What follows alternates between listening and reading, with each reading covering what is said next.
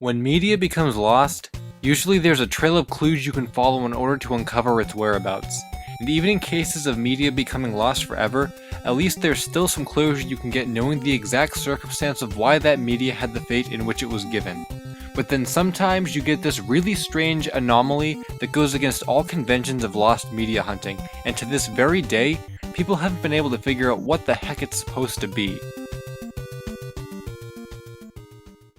Yeah Beebiss I is the name given to an alleged lost video game from the late 1980s.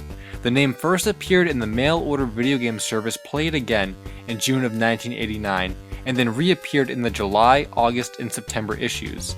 In the October issue, however, the name was removed from the list of games. It did, however, reappear in Funko's mail-order game service, shortened to Yeah Beebiss I, from October to December, before disappearing from the list again in January 1990.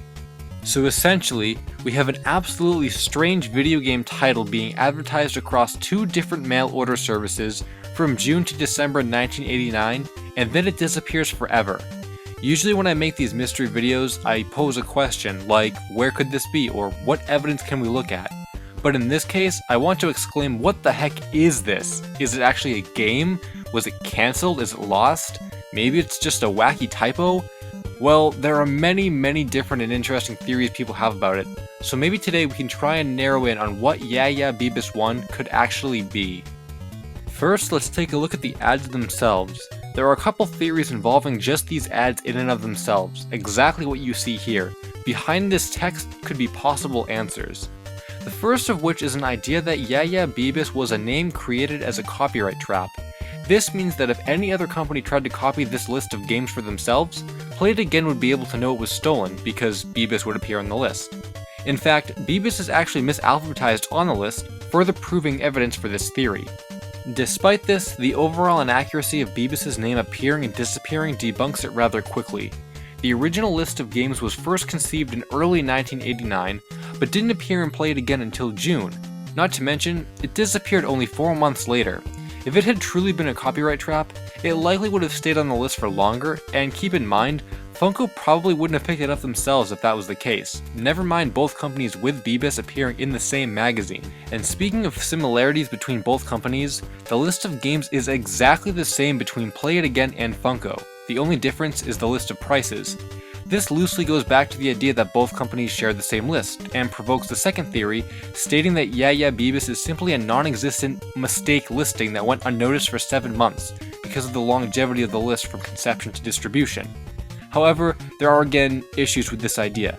Even though the list contains the same contents of games, the prices actually changed between Play It Again and Funko, meaning that someone had to actually go through each game and price them out. So if this was truly a wrongly listed game, or something that should have existed, it probably would have been removed in Funko's first October ad. But could it have actually been a game? Some kind of placeholder for something coming out? Something that never got released, or that's lost? Well, let's dive into what makes this game so crazy, and that's the title. Yeah Beebiss I is a very strange title, and as I said earlier, it's something that would lead you to believe it's a copyright trap. But let's take a closer look, and for the sake of this part of the video, we'll assume it actually is a real game that exists and isn't just a fake listing.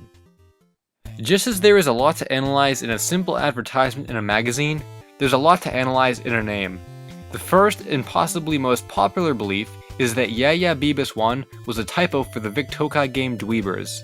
The story behind this alleged typo goes that back in the late 1980s, Vic Tokai released an upcoming games brochure that listed Dweebers as an upcoming NES game release.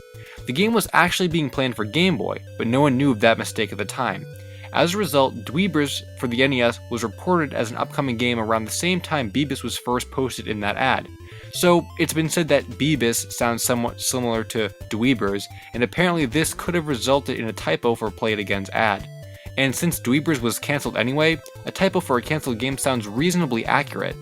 But perhaps the most interesting and well thought out theory involving the title of this game comes from Master Luigi on Nintendo Age.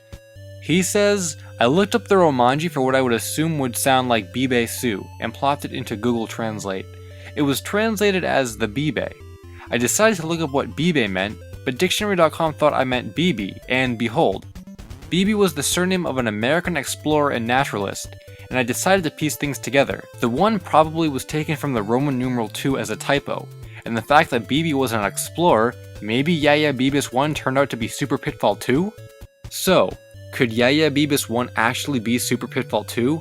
It could be, but then again, there are half a dozen games people suspect it could be, and at the same time, the chance that any of these convoluted translation errors were actually the result of Yeah Beebiss is very unlikely.